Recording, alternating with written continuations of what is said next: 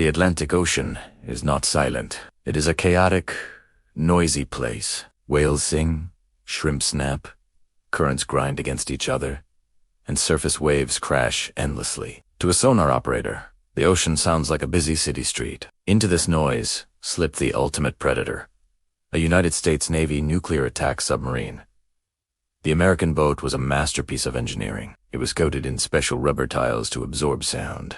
Its machinery was mounted on floating rafts to stop vibrations from reaching the hull. Its propeller was designed by computers to slice through the water without making a single bubble. As the NATO exercise began, the American captain gave the order to vanish. The submarine dove deep, passing through the thermalaye's cold bands of water that act like mirrors for sound. Once it was below the layer, it was gone. Radar couldn't see it. Satellites couldn't track it. Surface ships were blind.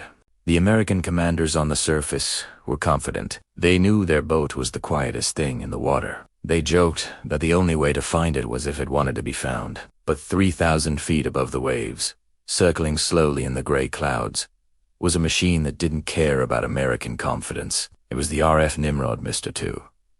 It didn't look like a Predator. It was based on the Comet, the world's first jet airliner. It was bulbous, slow, and looked outdated compared to the sleek American jets. It was often called the Mighty Hunter, sometimes sarcastically. But inside that old airframe sat a crew who had spent the Cold War hunting something far more dangerous than Americans. They had spent decades hunting Soviets in the GI-UK gap, the frozen gateway between Greenland, Iceland, and the UK. They knew something the Americans had forgotten.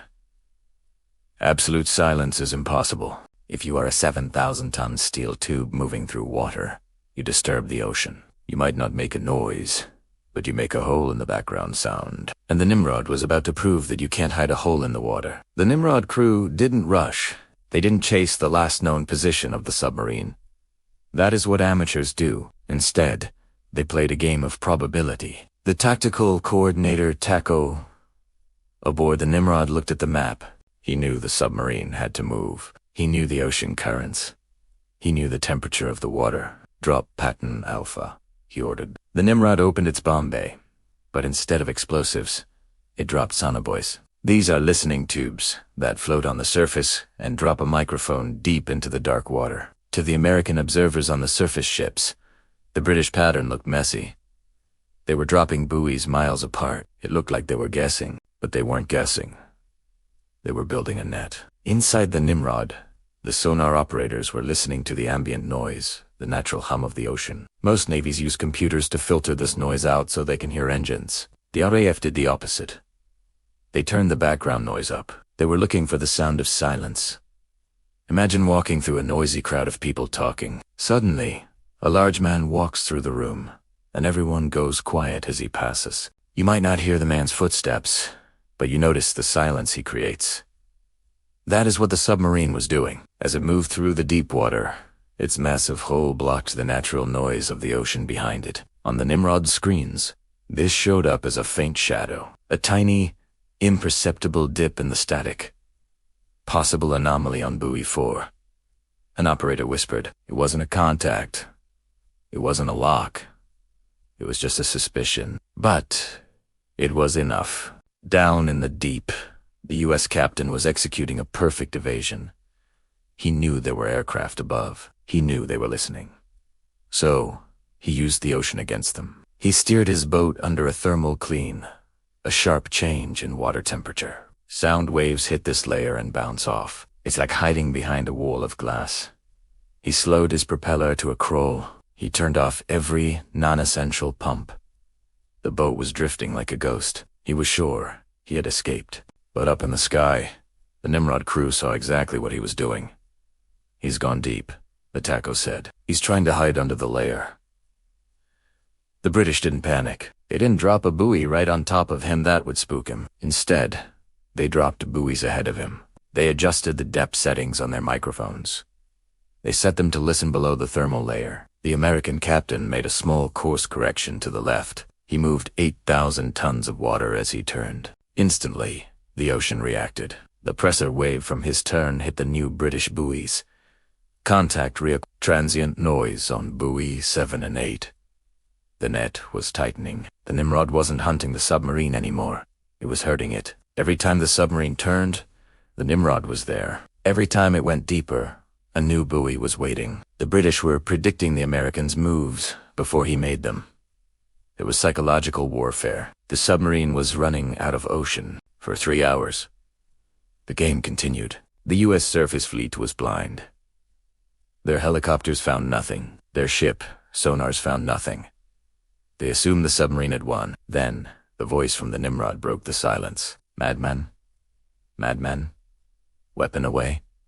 It was the code word for a torpedo attack. In Arialwar, a Stingray torpedo would have spiraled into the water, hunted the submarine down, and cracked its hull open like an egg.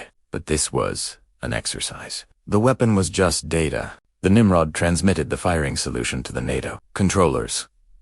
Latitude, longitude, depth, speed, heading. The American controllers checked the data against the submarine's actual position. It was a perfect match. The message went down to the submarine. You have been engaged. Simulated kill confirmed. The silence inside the American submarine was heavy. The captain looked at his sonar operators. Did we hear them? No, sir. Nothing. Did we hear a ping? No. See, they had been dead for hours, and they didn't even know it. The Nimrod didn't do a victory roll.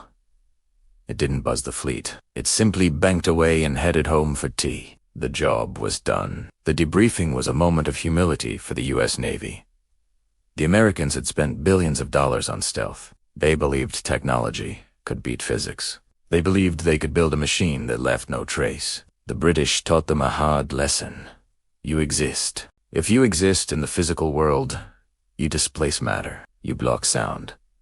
You change temperature. You cannot erase yourself from the universe. The Nimrod won not because it had better computers. Its computers were actually older. It won because the crew understood the environment better. They treated the ocean as a living thing, not just a black void. An American admiral famously asked, "How much warning would we have had in a real war?" The RF officer replied, "About the same time you heard the torpedo hit the hull."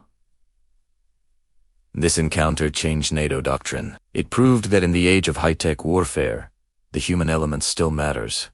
Experience matters. Understanding nature matters. The Nimrod MR2 has since been retired. The skies are now filled with digital drones and automated hunters. But the legend of the mighty hunter remains. It is the story of the day an old, ugly, slow British jet looked down at the most advanced stealth machine in history and said, "I can hear you being silent." This is The Hidden Valor. Subscribe for more stories of aviation legends.